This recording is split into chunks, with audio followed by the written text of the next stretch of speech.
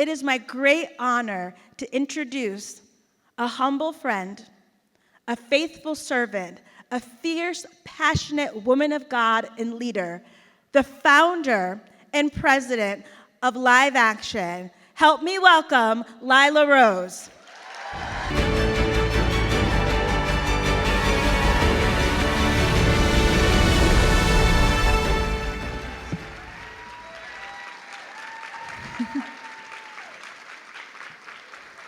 How amazing to be here together. I am so thrilled to be with 1,000 of my favorite pro-life women. What an amazing thing to be the first inaugural Live Action Summit and together to celebrate life, to celebrate children, to celebrate marriage, to celebrate the gift that God has given us in womanhood and this blessing that we have as women. And you're all here because you are women of conviction, you're women of grace, and you're here because you know that there is a war out there, there is a culture out there that is starving for truth and starving for love, and we are here to answer the call. Thank you for being here. I want to do a little thought experiment with all of us this morning. Imagine that it is 2125, 100 years from today, and a young woman opens a time capsule, and in the capsule is a letter from us. She's learning what life was like for us 100 years ago. What would we say to her? Would we write to her and say to her, "We're sorry. We're sorry that we knew the truth of the direction the world was headed, the darkness that the world was headed to, and we didn't care enough. And so we didn't do really much of anything. We minded our own business, and we made the problem somebody else's problem. And we're sorry for where the world ended up and the life now that you have to live. Babies were being killed, women were being lied to, sexual chaos and confusion reigns, but we're sorry, we made it someone else's problem." Or maybe that letter says, "We saw the problem, we saw the darkness, we saw the directions that the world was headed, and we knew what was true, but we felt afraid. It felt overwhelming. Plus, we were very distracted and busy with other things, our own pursuits or concerns. And so again, we're sorry. We're sorry that the world went on that direction, deeper into the darkness." Or, by the grace of God, did we do something different? In that letter, did we write instead, "With God's help, who is our defender, who is our Father, we stood up. We did not back down. We spoke up. We led with love. We sacrificed. We paid whatever price we had to pay for the sake of you, for the sake of our daughters, for the sake of our sons." And because of that, perhaps that young woman can look back on us with tears of gratitude for what her mothers did, for what we did this day. Ladies, we have the opportunity of a lifetime to stand up and to answer a call from God that He is giving to each of us. That call personally will look different for each of us, but the universal call is a call to courage and to stand up to speak the truth and to live with love, to be women of conviction in a world that sorely needs it. Today's Women's Summit is a dream that we've had now for many years, and we've gathered together women of courage and conviction who can speak to what it looks like today to be those women, to have the clarity, moral clarity, spiritual clarity to answer the needs of the day, to be pursuing health and wholeness in our physical bodies, in our relationships, in our motherhood, and to be equipped to be apologetics, to have the apologetics, to be the apologists, to be the advocates and the activists, And so you're going to hear from women of all different backgrounds today, some very dear friends who are here to inspire, encourage, and equip us. Our summit today is about that. It's being inspired, being encouraged, being equipped to stand up for life. Every single one of us, I believe, every single woman here is made for motherhood. We are all wired for motherhood. That doesn't mean that every woman here will give birth. Some of us will not be called to that, but it means that every woman here is called to bring life. Biological motherhood is an absolute miracle. The moms in the room know this. God entrusting us with the power to carry and nurture new life is an absolute miracle. But spiritual motherhood is just as real.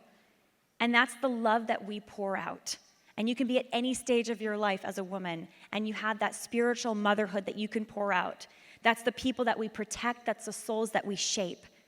We women can mother others through our leadership, through our mentorship, through our nurturing, through our sacrifices.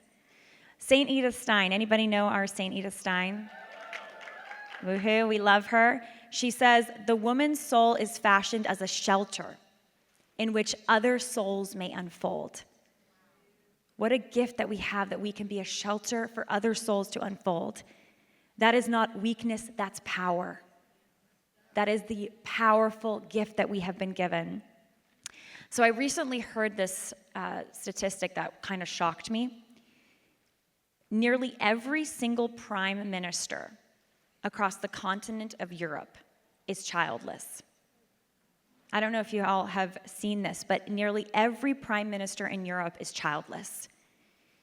When you contrast that with the centuries of leadership throughout the Western world that is rooted in family, dynasty, and legacy, leaders once built nations with their children and their grandchildren in mind. Today, the Western world isn't even replacing itself as a population. We are not even replacing ourselves as a population. The birth rate is less than replacement rate, which is 2.1. In America and many nations, it's 1.6 or 1.7. What this means is that the civilization will necessarily decline because our children are not there. We don't even have a future. We also today no longer have a marriage culture. 50, 60 years ago, virtually every child in America, when you were growing up in suburban America, you grew up, the large majority, in an intact family, in a family with a married mother and father.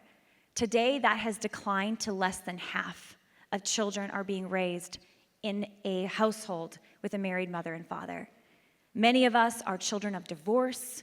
Many of us are even struggling to find a man if we feel called to marriage or discover what our vocation might be. We have lost a marriage culture in America. And the greatest consequence of a society that forgets that the future is family, marriage, and children is abortion.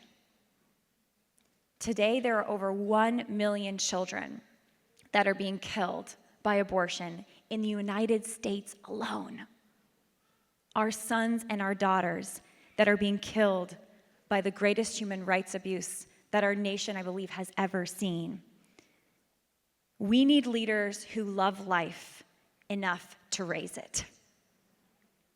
We see marriage and motherhood not as obstacles, but as civilization-building things. That's what we need. And those are the leaders that we are each called to be.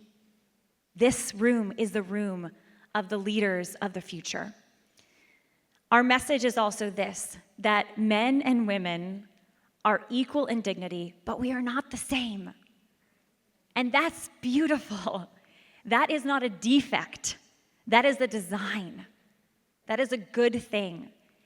We are made to complement each other, and we actually need each other for the sake of even creating and raising future generations. What a blessing that we are designed to be complements to one another. Marriage is not a competition. For those of us called to marriage is not a competition, it's a mission. Men and women working side by side, each bringing their God-given strengths. And in marriage, we reflect the church as women, and men reflect Christ. And together, that love reflects the Trinitarian love of God. How beautiful.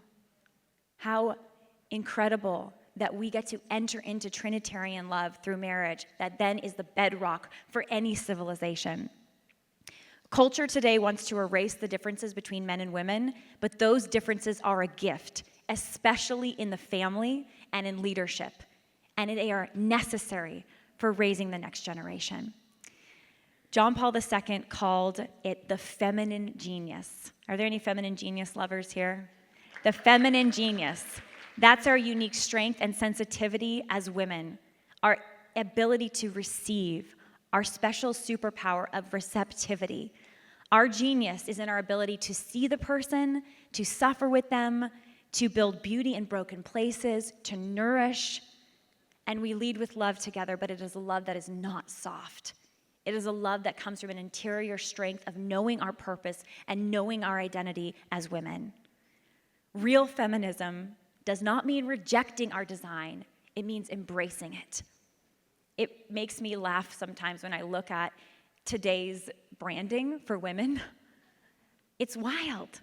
You have organizations that title themselves National Organization for Women, Organization for Defending the Rights of Women, feminists, and they are advocating for the antithesis of what it means to be a woman, for the rejection of the God-given design that we have to nourish life. Again, if not biologically, then spiritually. The advocacy of most of our so-called feminists today is for abortion. But we are flipping that script here today. We are flipping the script. Because our call as women is to fight for life and fight for our children. That is one of the greatest tragedies today. That breaks my heart on a daily basis, that women are believing the lie that our empowerment can be bought by the destruction of human lives. And that lie is responsible for the destruction of millions of human lives in our country and ultimately billions of human lives globally. That is not an accident. That is a design from the pits of hell. In the garden, Satan lied to Eve. That was the first strategy of the enemy, was to lie about our identity as daughters of God, that to lie, to not trust God, to not trust his design, and to believe that we ultimately don't need God, and that he isn't going to give us the desire deeply of our heart, and he will not be enough for us. And the lie of abortion is that you don't have what it takes. You can't do this. Your baby is a threat. Your design is a curse. This is a burden to you. And that lie has sunk deep into our bones because it is everywhere in our culture today. But that's why we're up here to fight. That's why we're up here to change that. And we can change that because the truth is so much more winsome and loving and freeing. The truth that our design is a gift. We don't need to, all the women out there who accept abortion, who think it's a good thing, we're not here to hate them or judge them. We are here to fearlessly love them, to outlove them. We're here to outlove them, to outlead them, and ultimately to outlast them. The future must be pro-life. That must be the future. That is the future.